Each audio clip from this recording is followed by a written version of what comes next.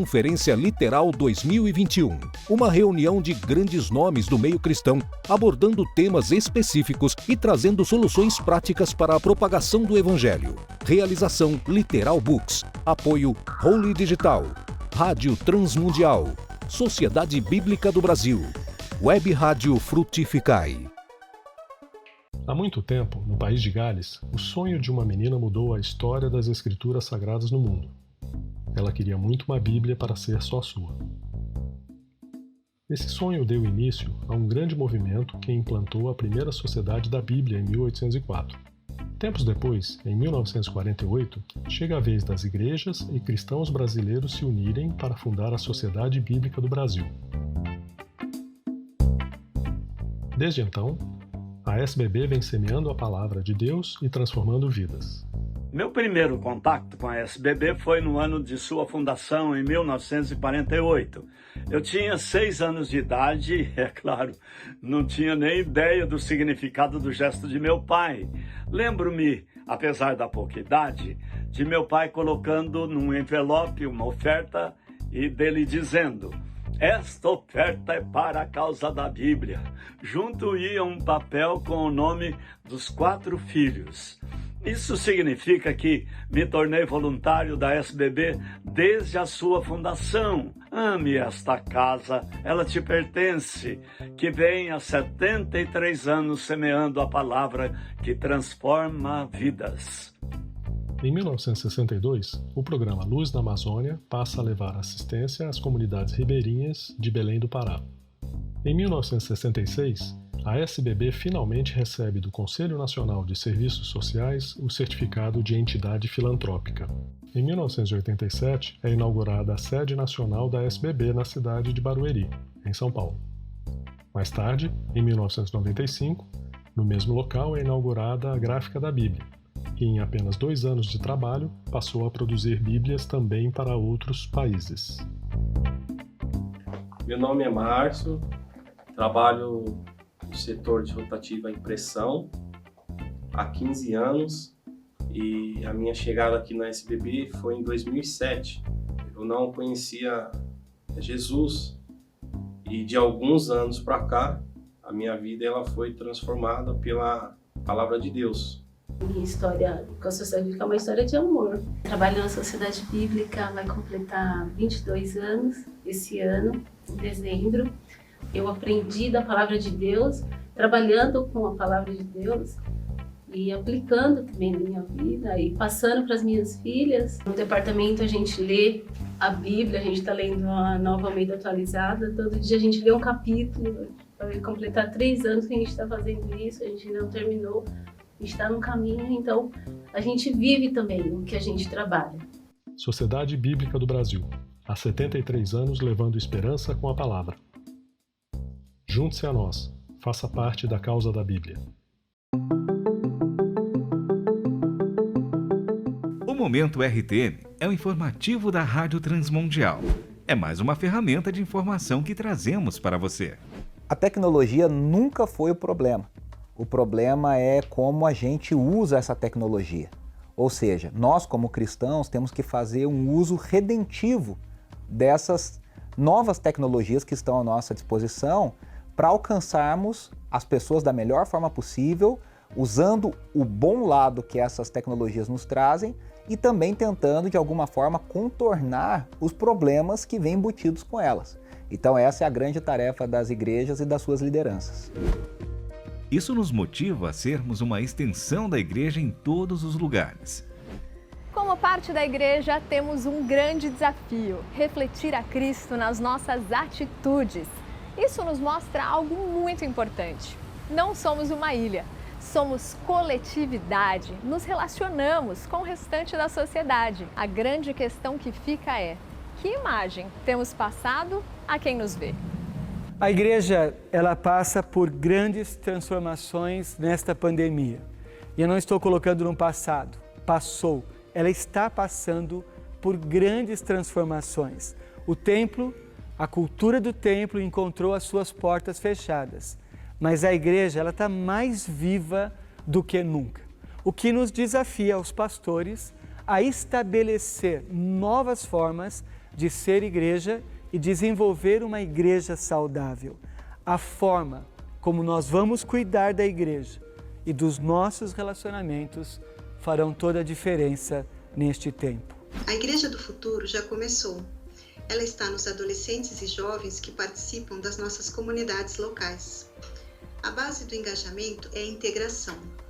A juventude quer ser parte do que está acontecendo e os mais experientes têm muito a ensinar. No e-book A Igreja do Futuro, a RTM traz temas desafiadores que mostram como a tecnologia, a integração e a criatividade podem nos ajudar no fortalecimento de nossas igrejas locais e de novas lideranças. Leia mais em transmundial.org.br/ebooks.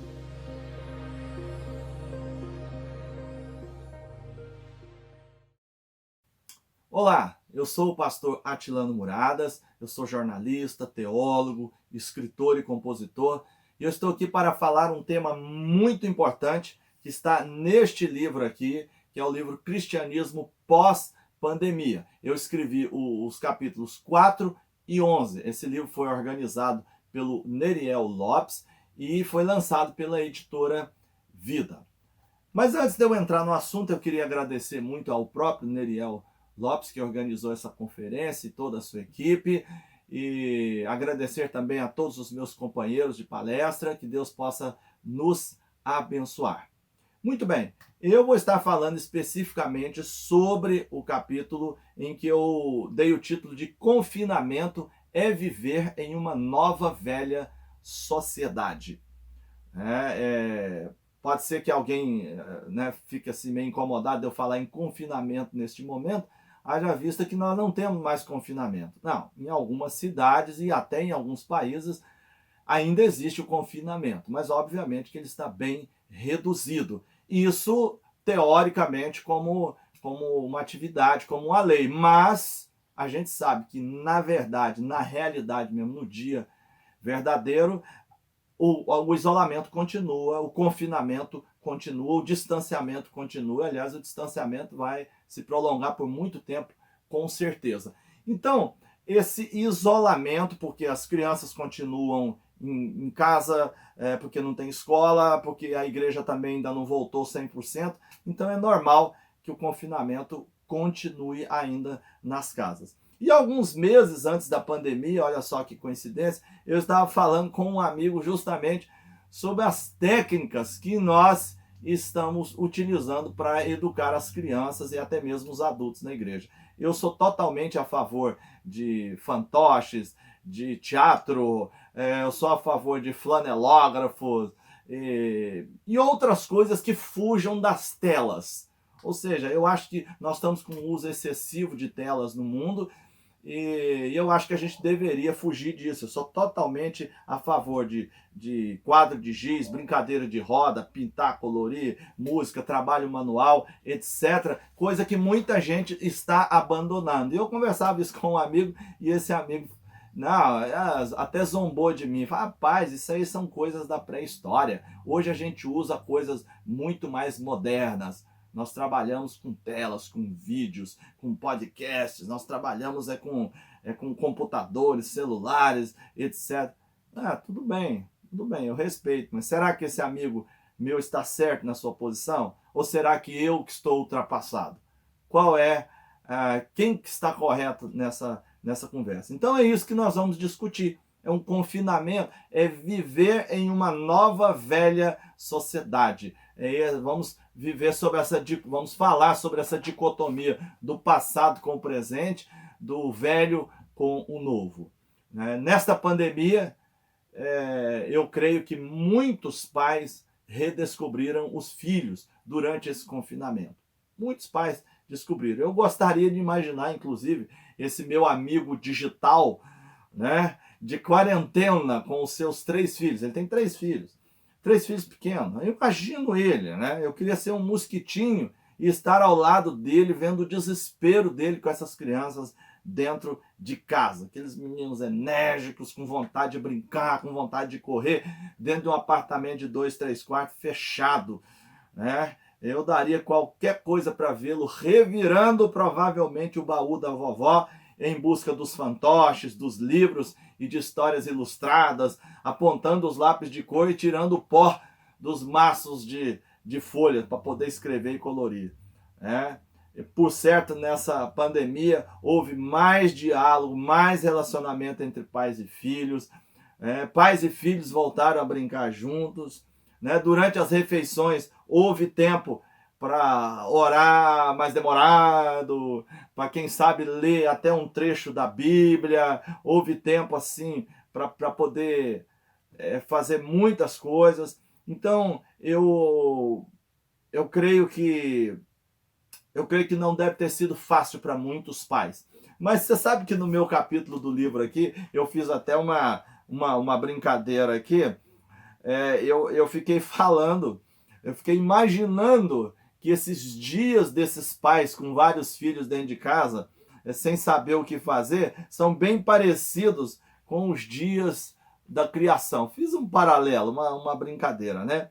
Eu vou ler para vocês. No princípio, os pais utilizaram a tecnologia digital, mas ela era sem forma e vazia, e quase nada preenchia do tempo das crianças. Era apenas o primeiro dia da pandemia. Os pais então fizeram aviãozinhos de papel e começaram a lançá-los pela casa, e a pular no sofá, e a rolar com as crianças pelos tapetes, até todos dormirem de cansaço. E foi-se a tarde e a manhã do primeiro dia. E na manhã do segundo dia, disse o pai: haja figuras, e houve figuras, e foram criados desenhos, pinturas, recortes, e foi feito um concurso de dobraduras como nunca antes acontecera naquele apartamento de 2 quartos, que a cada dia parecia menor. E foi-se a tarde e a manhã do segundo dia. No terceiro dia, o pai disse: haja criaturas inanimadas, e chegaram os fantoches, e foram encenadas todas as possíveis e inimagináveis histórias. E as crianças viram que tudo era bom e pediram mais. No quarto dia, antes das crianças despertarem, o pai deu uma escapulida de casa e encontrou aberta uma loja clandestina, onde comprou todos os jogos de tabuleiro possíveis e brincou como nos velhos tempos. E também ele viu que isso era bom. E nesse dia, a trupe toda começou o grande desafio de montar um quebra-cabeça de 7.000 peças. O pai fez questão de jogar a caixa fora para que a figura a ser montada fosse uma surpresa, apenas no final.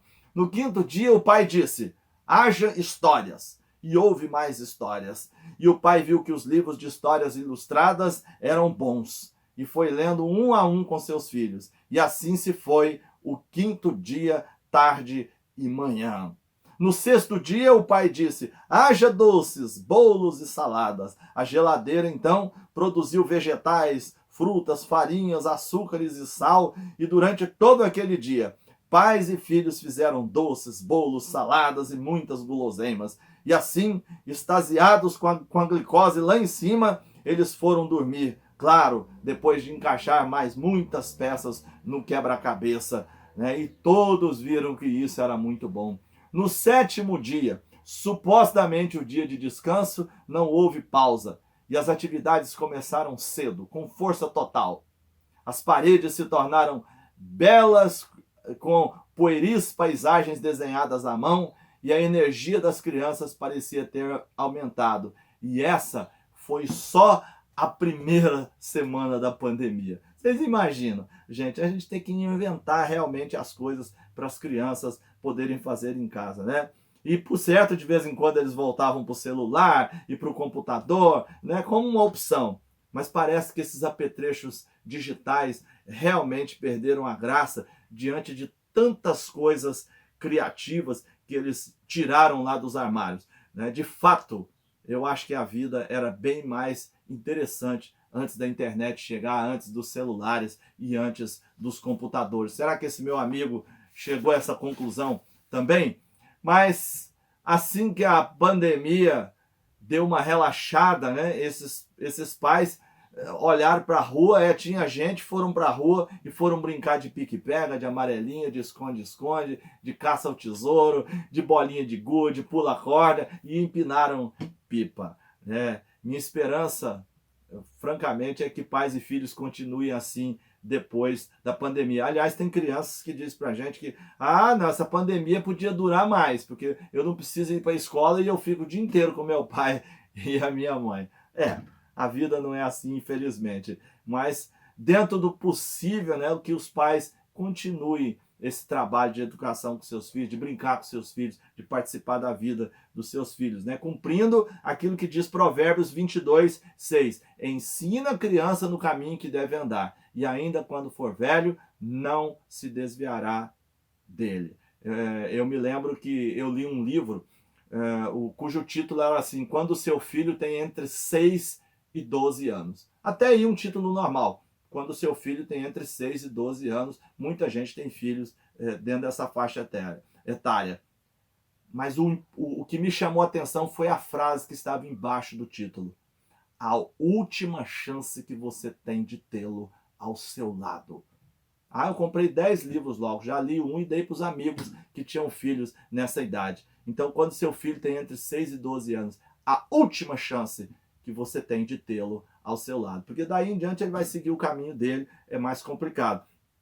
Então os pais, durante essa pandemia, tiveram a chance de ficar com os filhos, de entrar mais na vida deles, de brincar mais com eles. Mas nessa pandemia também, muita gente redescobriu o cônjuge. Né? Existem sim estatísticas que dizem que a violência doméstica aumentou, que as separações aumentaram, mas por outro lado, muitos casais melhoraram os seus relacionamentos, e isso a gente não pode negar. Eles se conheceram melhor, abriram até uma empresa juntos, uma empresa via internet, vendendo coisas, etc. Se redescobriram sexualmente, com bastante tempo junto, tiveram também bastante tempo, né, para aquilo. Aumentaram a parceria e a cumplicidade, voltaram a sonhar juntos, a fazer planos. Então a pandemia não foi só ruim para os casais, né? Teve a parte boa, né? Não podemos ver somente o lado negativo. Seria mais ou menos como muita gente tem feito durante essa pandemia nos veículos de comunicação, olhando só para as mortes. Esquecem de olhar as milhões de pessoas que estão sendo curadas. As milhões de pessoas que os médicos, os enfermeiros, etc., têm ajudado a curar. Então, a gente tem que olhar também por esse lado positivo. Né? E que, após essa pandemia, os casais continuem assim, fortalecidos no Senhor, firmes em seus compromissos conjugais, vivendo aquilo que está escrito em Efésios 5, 22 e 25. Mulheres, sejam submissos aos seus maridos. Maridos, cada um de vós, amai a sua esposa. Então, que depois dessa pandemia eles continuem dessa forma. A luta continua. Se você conseguiu vencer o seu casamento até aqui, continuará vencendo em nome de Jesus. Após essa pandemia, você vai vencer em nome de Jesus. Mas nessa pandemia também, muita gente redescobriu a família. Graças à pandemia, tios e primos foram restabelecidos ao status de parentes, e não só pai, mãe, sogro e sogra, né? Os primos e os tios também, porque a gente começou a bater um telefonema para eles, né? Houve aquele negócio de distribuir cesta básica, de ajudar, de mandar um dinheirinho, e quem sabe, alguns fizeram até visitas a esses parentes para saber como é que eles estão, né? Com mais tempo para pensar em casa, na família. Muita gente durante a pandemia redescobriu a sua família, né? E que assim continue, né? Porque 1 Timóteo 5,8 é uma palavra muito séria para nós. Se alguém não cuida dos seus, e especialmente aos da sua família, ele tem negado a fé. E é pior do que o descrente. Imagine, é pior do que o descrente aquele que não cuida da sua família. Então, vamos continuar, depois dessa pandemia, a cuidar dos nossos familiares, tios, primos, outros parentes. Tá bom? Bom, e nesta pandemia nós também redescobrimos a biblioteca. Olha aí, uma parte da minha biblioteca com milhares de livros, né? Graças a Deus. Então, redescobrimos o prazer da leitura. Opa, que bênção! Muita gente redescobriu o prazer da leitura. Vinha correndo tanto para trabalhar que não tinha nem tempo de ler. Tá? Ficava com aquela pilha de livros em casa e não lia jamais. Relemos muitos livros. Aliás, se teve um mercado que cresceu nessa pandemia, foi a produção de livros. Eu trabalho com revisão de livros, né? E foram muitos os livros que eu revisei, né, e produzi nessa pandemia. Muitos livros, olha, muitos livros, são todos publicados por mim. São livros em que eu revisei, eu orientei o autor, e a gente teve bastante tempo. Quer dizer, eu já trabalhava com isso há muitos e muitos anos, mas durante essa pandemia isso foi intensificado. Muitas pessoas aumentaram o número de clientes e eu revisei muitos e muitos livros para a glória. Isso aqui são só alguns deles, né? Livros de toda a natureza. Né? Aliás, aproveito para fazer uma propaganda. Se você quer revisar seu livro, né, quer colocar no papel aquilo que você produziu, fazer o seu trabalho de conclusão de curso virar um livro, é só ligar para a gente que a gente faz esse trabalho. E durante a pandemia isso aumentou muito, né? Publicamos até o livro, né? O Cristianismo pós-pandemia, tá? E eu espero que depois dessa pandemia as pessoas continuem a investir também em livros, porque, como disse Salomão lá em Eclesiastes 12:12, meu filho, não há limite para a produção de livros. Então vamos continuar produzindo livros e isso é importante. Essa pandemia teve as suas vantagens, né? E também nessa pandemia nós redescobrimos a própria história. E eu trouxe aqui, olha, aquilo que eu tenho bastante em casa, sabe? Fotografias. Eu tenho muitas fotografias impressas. E até fotografias digitais. Eu também imprimo essas fotografias. É muito legal, né? A gente ter essas fotografias impressas para a gente dar uma olhada. E foi durante essa pandemia que muita gente, né, sentou para ver suas fotografias, rever a sua história. Foi muito legal voltar. Eu acho que muita gente sentou com os filhos e foi ver cada fotografia, contando as histórias tintim por tintim. O que não faltou foi tempo nessa pandemia. Aliás, um dos memes que eu mais gostei nessa pandemia foi o meme daquele cara estourando pipoca uma a uma. Ele ia estourando uma a uma ali, que não faltava tempo para ele estourar todo o balde de pipocas para ele, né? Uma a uma. Muito bem, mas aí nessa pandemia nós também redescobrimos os vizinhos. É, isso mesmo. No vai e vem, na correria do dia a dia, muita gente se esqueceu que tinha vizinho. É isso mesmo. Então aí a gente começou a ver que os vizinhos começaram a se juntar, né? Normalmente eu corro, né? Eu sou um atleta, gosto de correr, gosto também de pedalar e tal. E eu, pelo menos umas 3, 4 vezes por semana, eu saio para correr e para pedalar. E eu vi muitas famílias em frente às casas juntas, vizinhos juntando para conversar, todo mundo de máscara, claro. Mas a gente percebeu essa movimentação entre os vizinhos, de saber como é que o vizinho tá. Olha aí, chegou ajuda aí para você está precisando de alguma coisa, está precisando de algum auxílio, está precisando de alguma coisa. Então eu vi que os vizinhos até passaram a se cumprimentar, mesmo que de máscaras, né? Mas a saber a necessidade um do outro. Nunca vi tanta cesta básica para lá e para cá do que nessa pandemia, né? Então, a pandemia foi um tempo de descobrir os vizinhos e, quem sabe, e cumprir os mandamentos recíprocos que a palavra de Deus nos fala, né? Levai as cargas uns dos outros, ou suportai-vos uns aos outros, né? E encorajem-se uns aos outros. Então, são trechos do Novo Testamento, são mandamentos que Deus nos ensina para que nós possamos utilizar, e eles foram muito utilizados aí no nosso relacionamento com os vizinhos. E que continue assim, em nome de Jesus, depois dessa pandemia. E nesta pandemia o mundo deu uma freada nas pessoas.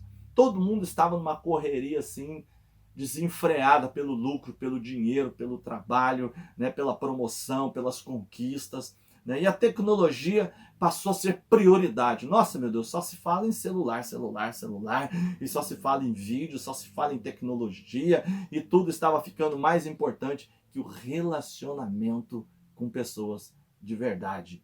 Mas a pandemia deu uma freada nisso tudo, né? Eu li uma frase no Instagram que é a mais pura verdade. A frase diz assim, olha, talvez esse vírus não seja uma doença, mas sim uma cura dolorida para as piores doenças da humanidade.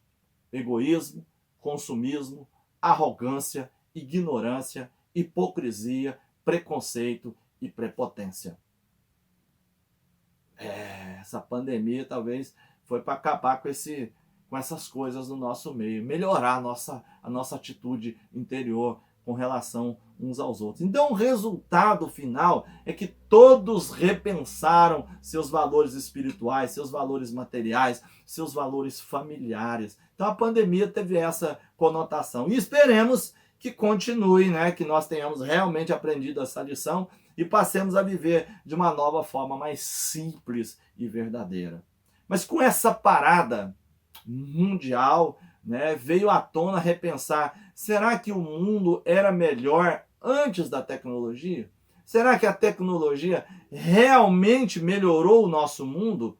E se tivéssemos a tecnologia, mas ainda tivéssemos muito do mundo anterior? Então, por conta dessa reflexão, eu me lembrei de duas famílias do desenho animado, que eu acho que você conhece. Os Flintstones e os Jetsons. Os Flintstones são a família da pré-história. E os Jetsons são a família do futuro. Existe a hora de sermos Jetsons, que é a família do futuro, e a hora de nós sermos Flintstones, que são os personagens da pré-história. Então, quando Flintstones e Jetsons se juntam, a vida fica muito mais gostosa. Ou seja, quando temos elementos do passado e elementos do futuro, quando isso tudo se junta, é que a vida fica mais gostosa. O mundo pode ter mudado muito, mas as necessidades do ser humano continuam as mesmas desde Adão e Eva. Por exemplo, amor, alegria, paz, carinho, atenção, cuidado, o alimento, o descanso, a vestimenta, a moradia, os sonhos, as realizações, a proteção, as viagens e tantas outras coisas. Nada disso pode ser substituído pela tecnologia. Nada disso. Isso já são coisas que nós fazemos a vida inteira. E que a tecnologia, ela vem só para aprimorar essas coisas, para melhorar essas coisas que nós fazemos. Então eu posso estar enganado, mas eu acho que todos nós gostamos de ser Jetsons, mas com um gostinho de Flintstones. Nós gostamos de estar no futuro, mas com um pouquinho de gostinho do passado. Eu vou dar só uns exemplos. Telefonar é tão bom quanto mandar uma mensagem por Zap, por qualquer um outro programa, outra tecnologia. Então telefonar é tão bom quanto. Sabe, um livro em papel é tão bom quanto o livro digital. É bom, uma hora você lê esse, uma hora você lê o digital, uma hora você lê o de papel, é tão gostoso. Um curso presencial é tão bom quanto um curso online. Olha, é muito bom fazer um curso online, é muito prático, a gente não sai de casa, o custo é mais barato, etc. Mas vai cansando ficar sozinho em casa em frente a uma tela. Nada como ir para a escola e reencontrar os amigos. Então as duas coisas são boas. Todos à mesa conversando entre si é tão bom quanto todos à mesa, cada um falando com pessoas distantes no seu celular. Acho que há momento para tudo, mas se estamos à mesa, vamos conversar uns com os outros. O culto presencial é legal, é maravilhoso, sempre foi assim que nós fizemos. Mas também o culto à distância, o culto virtual, é legal também. Eu acho que tem muita gente que não pode ir à igreja, está acamado, está doente, está distante e tal. Ele pode acompanhar o culto virtual, é muito bom, mas sempre que possível, vamos ficar junto, calor humano, o abraço, brincadeiras de rua. É tão bom quanto os jogos no celular e no computador. É muito bom jogar no celular, no computador, no videogame, etc. Mas também é muito bom ir para a rua brincar com as crianças, ir brincar com os nossos filhos, com os nossos amigos, com os nossos sobrinhos. É tão gostoso a gente fazer as duas coisas. Nós não podemos desprezar o passado porque existe um futuro. Não podemos desprezar o humano quando existe o digital. As duas coisas são boas. Então, voltando ao meu amigo lá, aquele que achava que existem recursos do passado que devem ser esquecidos ou abandonados, eu penso que ele deva entender que tanto faz você receber um e-mail ou uma carta manuscrita.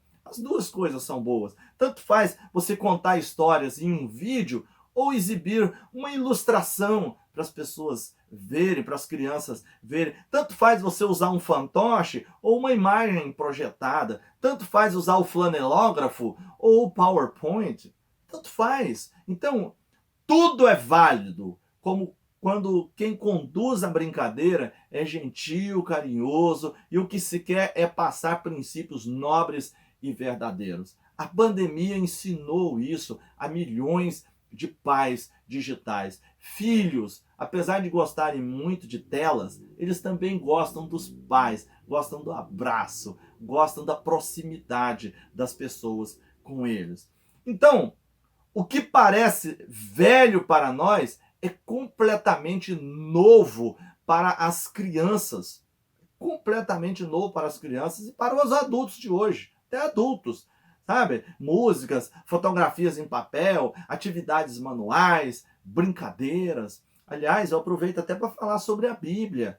Né? Existe a Bíblia de papel, existe a Bíblia digital. Então é muito legal ter uma Bíblia digital que você leva para qualquer lugar, que você projeta, que você olha, que você consulta rapidamente. Mas olha, é muito importante você também ter uma Bíblia de papel. Uma Bíblia de papel. Uma Bíblia de papel, ela já é uma forma de pregação. Quando você está com a Bíblia de papel, a pessoa já vê, esse é cristão, esse é crente. Né, usa a Bíblia, ele está indo para uma igreja, é uma pessoa boa, porque geralmente as pessoas pensam, os cristãos são pessoas boas, são pessoas honestas, corretas, né? É o que geralmente se pensa. E outra, as crianças precisam saber que a Bíblia é um livro diferente dos outros livros, que a Bíblia é diferente do celular. Se ali no celular nós temos tudo de bom e de ruim e também a Bíblia, a criança pensa, afinal, a Bíblia é de boa ou é boa ou é ruim? Então a gente precisa mostrar que existe a Bíblia, que existe a palavra de Deus, e que é esse livro aqui, que tem 66 livros dentro, que tem Antigo e Novo Testamento. Então isso é importante, né? Então a Bíblia no celular, ela coloca o texto, o bíblico, no mesmo patamar de qualquer outra coisa que se tem no celular. Então isso é importante. Então, de maneira alguma, eu quero deixar claro aqui que eu sou uma pessoa contra a inovação tecnológica. Até porque elas são super úteis e auxiliam. Eu estou aqui usando um celular para gravar, eu estou aqui fazendo uma conferência virtual, então isso mostra de que eu não sou contra. Mas não é porque nós temos essa tecnologia que nós devemos desprezar as coisas do passado. Nós devemos dar o devido valor às coisas do passado, porque elas ainda são muito boas e didáticas. Eu morei por 7 anos nos Estados Unidos e observei que tem muitas coisas lá que eles continuam fazendo como sempre fizeram. Eles não mudam. Eles não mudam. Para que mudar se já está funcionando desse jeito, se já está dessa forma? Né? Então, para que a gente vai mudar as coisas? Vamos deixar como está, vamos usar esse mesmo tipo de coisa, funciona bem, né? Então não precisamos mudar demais. Então é muito bom nós sermos plugados, atualizados, mas sem desprezar as coisas antigas e o seu valioso passado que construiu o nosso presente. Se estamos aqui hoje, porque a gente lá no passado construiu uma vida para nós. Então é bom nós sermos Jetsons, mas com um pezinho no mundo dos Flintstones. Vamos repetir? É bom sermos Jetsons, mas com um pezinho no mundo dos Flintstones. Né? Então eu queria concluir, eu gostaria de concluir fazendo algumas observações genéricas sobre esse novo tempo pós-pandemia, segundo essa visão de que o novo presente tem suas raízes no passado. Flintstones e Jetsons convivendo harmonicamente. Então, a primeira conclusão, os cultos e as atividades via redes sociais chegaram para ficar. As igrejas, as empresas e as pessoas que rejeitaram isso perderão boa parte dos seus seguidores se elas não entrarem nesse mundo tecnológico. Então a igreja tem que entrar, escolas têm que entrar, a nossa vida pessoal temos que entrar nas novas tecnologias, mas sem necessariamente tirar o pé das coisas que nós já vimos que funcionam bem. Segunda conclusão, os cultos presenciais, eles continuarão. mas será de bom siso continuarmos também com os cultos online para os idosos, para os membros distantes, para os acamados, para a divulgação da igreja. Enfim, há uma enorme gama e uma utilidade muito grande para as redes sociais, para a internet. Lembrando que nós temos que usar a linguagem desses veículos, né? Muita gente insistiu nessa ideia de fazer o culto presencial online, ou seja, fazer o culto exatamente do mesmo jeito. Não funciona, não funciona. Aí nós não estamos sendo sábios, porque a linguagem de tela, a linguagem via internet é completamente diferente da linguagem que nós fazemos no dia a dia com as pessoas ali presentes. Então é preciso adaptar para esse modelo digital. Os gabinetes virtuais acontecerão com mais frequência. Não podemos descartar essa possibilidade de fazer mais gabinetes presenciais, virtuais e presenciais também. Assim nós vamos até adiantar mais as coisas. As células e as reuniões nas casas, elas têm grandes possibilidades de se proliferarem mais ainda. Será a igreja dos Jetsons vivendo como a igreja dos Flintstones, de casa em casa. A quinta conclusão que eu tiro é que haverá necessidade de um acompanhamento psicológico mais próximo das pessoas, pois o isolamento e a pandemia deixarão muitas marcas na alma das pessoas. Então será importante um acompanhamento psicológico. A sexta conclusão: por parte das lideranças e ministérios haverá necessidade de um trabalho de visitação a cada pessoa, naquele estilo Flintstones, né, do pastor que visita as ovelhas, que vai lá, igual os pastores do passado. Vamos ver as pessoas olho no olho, conhecer a casa delas, conhecer a vida, conhecer os parentes, os recursos, etc. Né, um pastor mais pessoal, precisaremos mais disso. Um líder de ministério mais pessoal, que encontra as pessoas pessoalmente. Muito bem, a sétima conclusão: como as pessoas estarão mais separadas umas das outras, haverá grandes possibilidades para os ministérios individuais se desenvolverem mais. Ou seja, você tem um ministério com presos, você tem um ministério com crianças, você tem um ministério com mendigos, você tem um ministério com prostitutas. Então, seja qual for o seu ministério, é momento de você desenvolver esse ministério. Até porque você está indo pouco à igreja, e etc. Ou você está acompanhando a igreja virtualmente, mas isso não te impede de trabalhar. Então, eu percebi que muita gente resolveu desenvolver o seu ministério mais, andar mais com o seu ministério. Então, essa é uma conclusão. E é aquela história, né? Vamos utilizar o meio virtual, mas vamos usar o veículo virtual, mas vamos usar o veículo também ali no tete-a-tete com as pessoas. Tá bom? Oitava, a pandemia acelerou o processo de digitalização das atividades diárias. Então a igreja poderá ser um agente de digitalização dos seus membros. O que eu quis dizer com isso? Ensinar os membros a utilizar esses veículos digitais, essas novas tecnologias.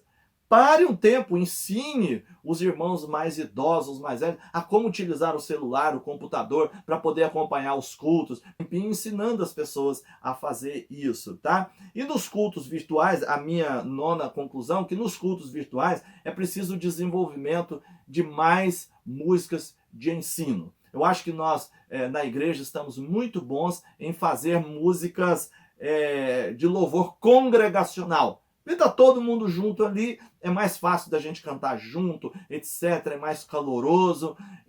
Mas, estando as pessoas cada uma nas suas casas, então fica difícil essa coisa de nós fazermos as músicas de louvor e às vezes a pessoa fica desconectada. Então eu tenho já entrado em cultos no Brasil, fora do Brasil, de maneira virtual. Eu tenho participado de muitos cultos, cantando ou pregando, e eu tenho utilizado ao máximo músicas de ensino com as pessoas. Músicas de ensino, passando a legenda direitinho embaixo das músicas de ensino, né, da letra da música. Então a pessoa pode cantar a música e já vai aprendendo. Estamos usando o recurso, né, que até Paulo incentiva nas suas cartas, né, com salmos, hinos e cânticos espirituais. O quê? Com o objetivo de ensinar as pessoas. Então é uma pregação cantada. Então isso chama atenção e as pessoas sentem que aprenderam algo interessante no culto virtual. Bom, é isso aí. A verdade, nós gostamos de viver no futuro, mas com um pezinho no passado, né? Quem não enche os olhos d'água quando fala da vovó, quando fala do vovô, né? Quem não enche os olhos d'água? Aquele vovô, aquela bisavó, aquele bisavô, que vivia dessa forma e daquela forma, e eu ia lá na casa dele, era uma casa tão simples, era uma casa mas era tão gostoso estar lá com o vovô e a vovó. Então é uma coisa do passado, mas que nós gostamos muito, mesmo sendo nós hoje pessoas tecnológicas e digitais. Então, nenhuma ferramenta tecnológica vai substituir o abraço, um beijo, um aperto de mão, o olho no olho, a parceria ali, os dois juntos. Nada vai substituir isso. Nós não podemos entrar nessa neura de digital e perdermos essa empatia, esse olho no olho com as pessoas. Então, nenhuma tecnologia digital substituirá a boa e criativa aula presencial, olho no olho, a boa conversa ao vivo, acompanhada de um cafezinho quentinho e cheiroso. Então, olha, muito bom estar com você virtualmente aqui nessa palestra, mas eu não vejo a hora da gente se abraçar e cantar juntos em nome de Jesus. Tá bom? Então, é isso aí. Eu falei sobre o cristianismo pós-pandemia, onde o confinamento é viver uma nova velha sociedade, ou seja, é vivendo em equilíbrio, as duas coisas, a nova e a velha sociedade vivendo juntas em equilíbrio, né? A gente não precisa avançar tanto, mas também não precisamos ficar tanto lá no passado, tá bom? E eu quero terminar esse meu tempo com vocês cantando. Eu quero cantar uma música, ela se chama Brasileiros. Talvez você conheça, é uma música que está no meu repertório, né, do meu segundo CD. Hoje eu já tenho 11 CDs gravados, né, estão aí nos streams, tá? Mas eu queria dizer assim que algo que a gente descobriu muito nessa pandemia é que nós estamos todos no mesmo barco. Estamos todos no mesmo planeta, vivendo os mesmos problemas e as mesmas dificuldades, independentemente do país onde nós estamos vivendo. Então somos todos irmãos, somos todos uma família, a família que vive na Terra.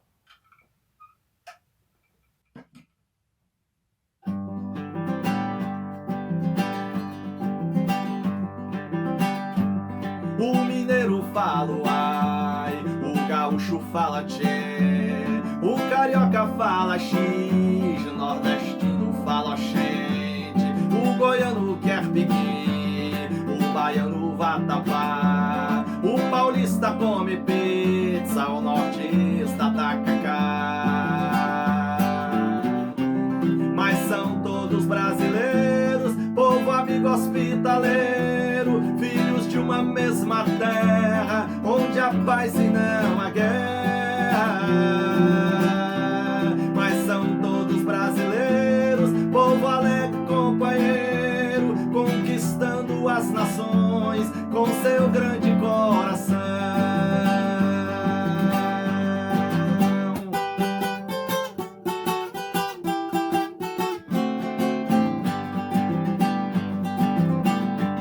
Nordestino é cabra macho, mineiro é desconfiado, carioca é extrovertido e o nortista sossegado. Nordestino é sanfoneiro, o gaúcho é gaiteiro, paulistano é do trabalho, o baiano é festeiro.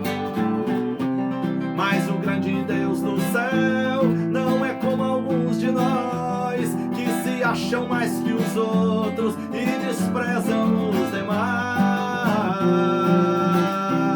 Pois o grande Deus do céu não vê nossas diferenças, ele vê o coração e aquilo que se pensa. Ele ama o nordestino, o sulista e o nortista, o mineiro, fluminense, capixaba e paulista. Ele ama o centro-oeste,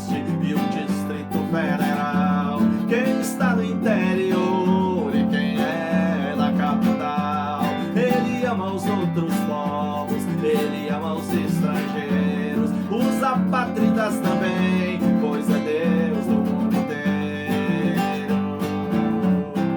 Não importa o sotaque, o costume, a tradição, o que Deus quer que tenhamos é Jesus no coração.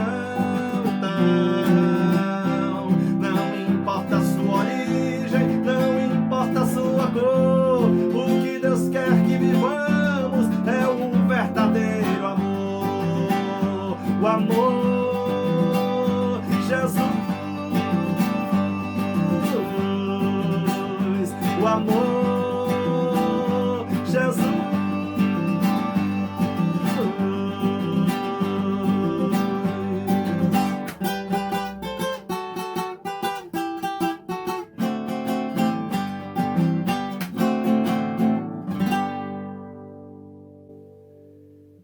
Que Deus abençoe a sua vida, em nome de Jesus.